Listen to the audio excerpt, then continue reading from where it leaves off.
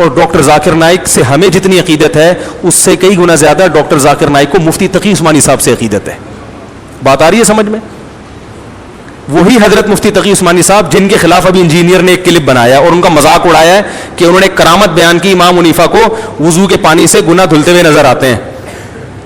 سمجھ رہے ہو؟ چونکہ آپ انجینئر ہو اس لیے آپ ڈاکٹر مفتی تقی عثمانی صاحب کی مینٹل اپروچ تک بھی نہیں پہنچ سکتے, ان کے مقام تک بھی نہیں پہنچ سکتے, اور آپ کو کرامت کا فرق بھی پتہ نہیں ہے. کرامت میں سب کچھ ممکن ہے, گناہ دھلتے ہوئے نظر آ سکتے ہیں. انہوں نے حدیث پیش کی ہے کہ اللہ تعالیٰ تو ستار ہے, گناہوں پہ پردہ ڈالتا ہے, تو اللہ کیسے امام حنیفہ کو گناہ دکھا سکتا ہے؟ کہاں کی حدیث کہاں جوڑ رہا ہے کمبخت. یہ تو گراؤنڈ ریئلٹی ہے کہ اللہ اکثر تو گناہ پہ پردہ ڈالتا ہے, لیکن گناہ سے پردہ اٹھتا بھی تو ہے نا. دنیا میں کتنے لوگ ہیں جن کے گناہ فاش ہو جاتے ہیں. تو اللہ نے اگر اپنے کسی بندے کے سامنے اس کو فاش کر دیا تو یہ نہ قرآن کے خلاف اور نہ حدیث کے خلاف ہے. اکثر تو ایسا ہی ہوتا ہے, لیکن کبھی کبھار اللہ اس عادت کے خلاف. اور اللہ نے بھی ایسے شخص پر پردہ اٹھایا جس کے بارے میں اللہ کو پتا ہے کہ وہ دوسروں کے سامنے نہیں بیان کرے گا. تو کرامت میں سب کچھ ممکن ہے. تو حضرت مفتی تقی عثمانی صاحب نے امام حنیفہ کی کرامت بیان کی, جس کرامت کو لکھنے والے بڑے مستند علماء ہیں. تو یا تو ان مستند علماء کا مذاق اڑاتا, لیکن مذاق کس کا اڑایا جا رہا ہے؟ مفتی تقی عثمانی صاحب کا. کیوں؟ ان کو دیوبندی سمجھا جاتا ہے, وہ علماء دیوبند کے سروں کے تاج سمجھے جاتے ہیں. پتہ یہ چلا کہ آپ کو ایک مخصوص مسلک سے بیر ہے, ٹھیک ہے نا, ورنہ آپ فضائل صدقات کا مذاق نہ اڑاتے. فضائل اعمال اور فضائل صدقات میں جو واقعات جن کتابوں کے ریفرنس ہیں ان کتابوں کے مؤلفین کا مذاق اڑانا چاہیے آپ کو, اور ان مؤلفین میں بڑے بڑے محدثین ہیں, لہذا آپ ان کا مذاق اڑانے کے لیے تیار نہیں. آپ پی گئے وہ سب, ڈال کس پہ دیا؟ شیخ الحدیث مولانا زکریا. یہ باتیں اگر میں سامنے انجینئر کے بیٹھوں اور میرا لائیو کیمرہ ریکارڈنگ کر رہا ہو تو میں اس کے علاوہ اس سے بھی خطرناک باتیں سینے میں لے کے بیٹھا ہوا ہوں, لیکن وہ سامنے بیٹھنے کے لیے تیار اسی وجہ سے نہیں ہے. بلکہ یہ جو کہتے ہیں نا آزاد سوال, اس نے بندہ بٹھایا ہوا اپنا چمچا کہ میں جو کہہ رہا ہوں وہ پوچھنا, اس کے علاوہ کچھ اور پوچھنے کی اجازت نہیں ہے. بات آ رہی ہے سمجھ؟ منع کیا بھائی یہ نہیں پوچھ لینا.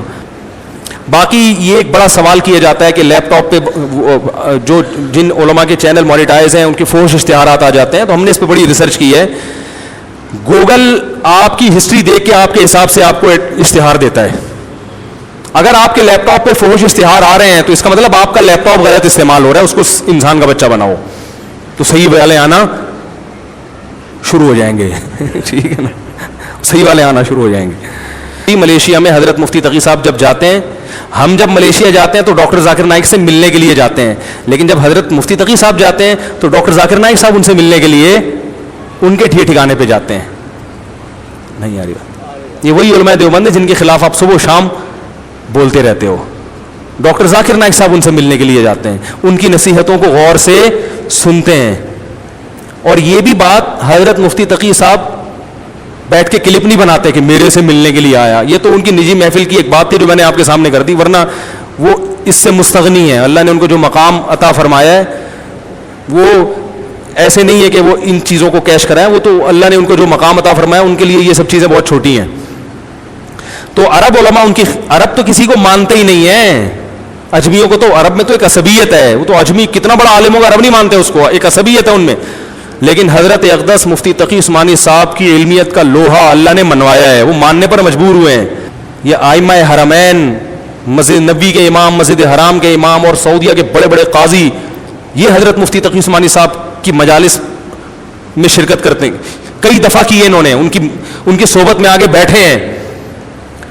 مجمع الفقہ الاسلامی جس میں 100 کے قریب ممالک کے علماء تھے, اس کے رئیس 5 سال رہے مفتی تقی عثمانی صاحب. مکہ جو مفتی تھے نا وہ حضرت مفتی تقی صاحب کے نائب رہے ہیں.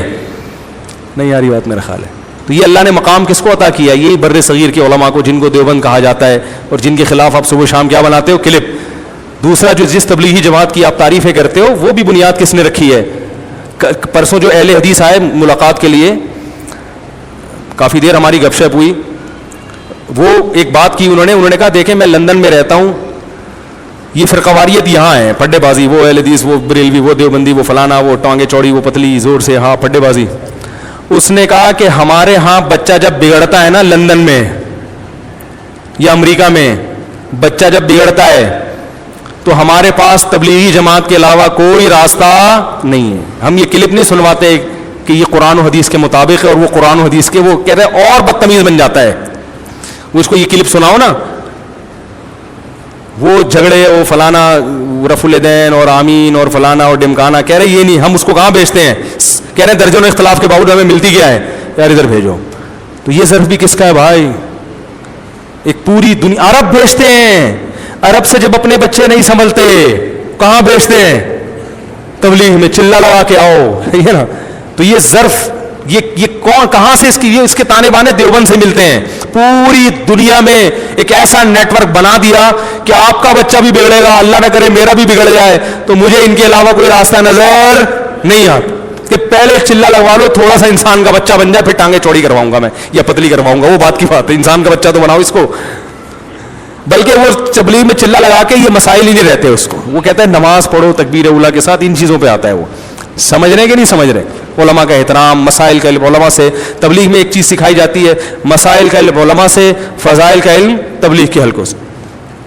تبلیغ میں تو کہیں نہیں سکھایا جاتا مسائل کا علم انجینئر اور پروفیسر سے, ہے بھائی, کہیں دیکھا آپ نے؟ بھائی علماء سے. وہ ایک اصول ہے بھائی, ہر چیز اس کے اہل سے ملے گی. تبلیغ میں بالکل مسائل نہیں بیان کیے جاتے بھائی. جس کو جس عالم پر اعتماد ہے اس سے مسئلہ پوچھے, دوسرے کے خلاف انگلی نہ اٹھے. کیسا بہترین خوبصورت اصول بیان کر دیا انہوں نے. تو ڈاکٹر ذاکر نائک کی جو بہت زیادہ محنت ہے, اس میں بڑا کردار حضرت مفتی تقی عثمانی صاحب کی کتابوں کا ہے.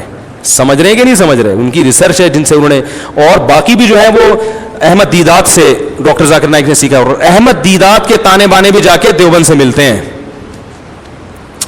مولانا حبیب کیرانوی صاحب کی تحقیقات ہیں جن سے احمد دیدات نے فائدہ اٹھایا ہے. میں یہاں دیوبندیت کے پرچار کے لیے نہیں بیٹھا, میں تو صرف دفاع میں تو اللہ نے کہا نا کہ بول سکتے ہو. ہماری بلا سے کوئی دیوبندی ہو, بریلوی ہو, اہل حدیث ہو, ہماری صحت پہ کوئی فرق نہیں پڑتا. قیامت میں یہ سوال بالکل بھی نہیں ہوں گے. میں تو صرف یہ کہہ رہا ہوں کہ جن کے خلاف صبح و شام آپ بولتے ہو, اللہ نے ان کو یہ مقام عطا فرمایا ہے.